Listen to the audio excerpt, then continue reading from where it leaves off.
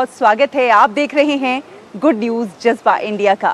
और अब आपको मिलवाते हैं कुछ ऐसे बच्चों से जो ए फॉर एप्पल नहीं, ए फॉर एडमिनिस्ट्रेशन सीख रहे हैं, बी फॉर बॉय नहीं बल्कि बी फॉर ब्यूरोक्रेसी सीख रहे हैं। जी हाँ, क्योंकि इनको पढ़ाने वाले एक वकील साहब हैं जो इन बच्चों को उनके अधिकारों के प्रति जागरूक भी बना रहे हैं। आज इन वकील साहब के पढ़ाए 500 से ज़्यादा बच्चे फर्राटेदार अंग्रेजी बोल रहे हैं। बड़ी संख्या में कूड़ा बीनने वाले बच्चों के हाथों से कूड़ा छीनकर उन्होंने किताबें थमाई हैं।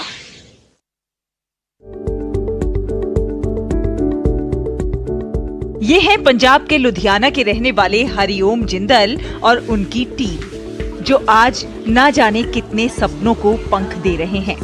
वो जानते हैं कि शिक्षा के जरिए ही पंखों को परवाज मिल सकती है और इसीलिए उन्होंने झुग्गी बस्ती में रहने वाले सैकड़ों बच्चों के हाथों से कूड़ा छीनकर उन्हें किताबें थमाई हैं।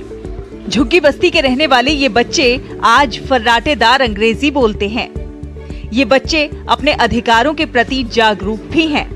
पेशे से वकील हरिओम जिंदल लुधियाना में जरूरतमंद बच्चों के लिए ऐसे 3 स्कूल चलाते हैं ताकि कोई भी पैसे के अभाव में शिक्षा से वंचित ना रह जाए। Deferred democracy means there is before election. In the election, there is before vote. Whoever gets the maximum votes gets if elected. The one who gets elected makes defer government and gets defer tax money for providing our for rights. Ballot box क्या होता है?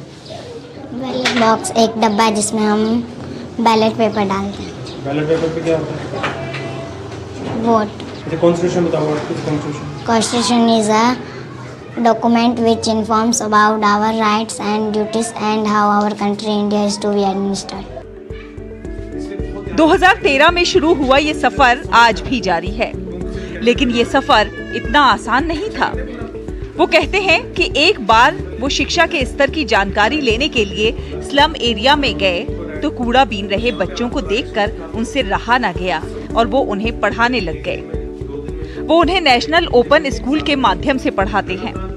उनका मकसद बच्चों को शिक्षित करने के साथ साथ उनके हकों और अधिकारों और देश और समाज के प्रति उनकी जिम्मेदारियों से अवगत कराना है। शुरुआत में बच्चे पढ़ने को राजी नहीं थे। ऐसे में हरिओम जिंदल रोजाना उनके लिए कुछ खाने को लेकर आते थे।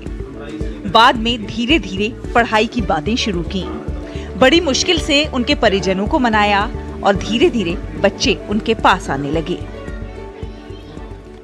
जो गरीब बच्चे हैं, बहुत बड़ा संख्या है जिनकी या तो स्कूल जाते नहीं हैं, अगर जाते हैं तो 5वीं शिक्षा से ज़्यादा पढ़ नहीं पाते, फिर वो बाल मजदूरी में लग जाते हैं और परमानेंट मजदूर बन जाते हैं। तो फिर मैंने कहा भी अल्फ़ाबेट्स पढ़ाना ही है, C for cat, D for dog, R for rat क्यों पढ़ाना, शिक्षा वो दो जो इनको मजबूत भविष्य बनाए।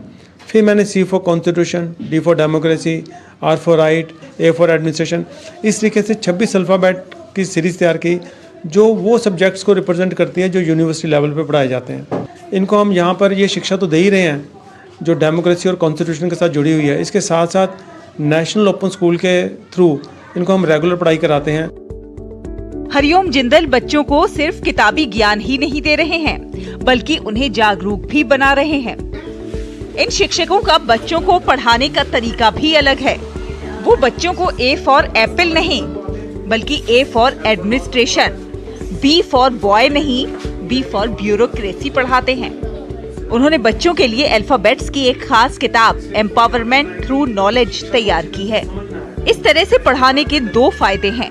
पहला कि बच्चे शिक्षित होते हैं, दूसरा वो समाज के प्रति जागरूक होते हैं। ये बच्चे समझते हैं कि एडमिनिस्ट्रेशन क्या होता है, कॉन्स्टिट्यूशन क्या है। निश्चित ही शिक्षा की ये पहल अनुकरणीय है।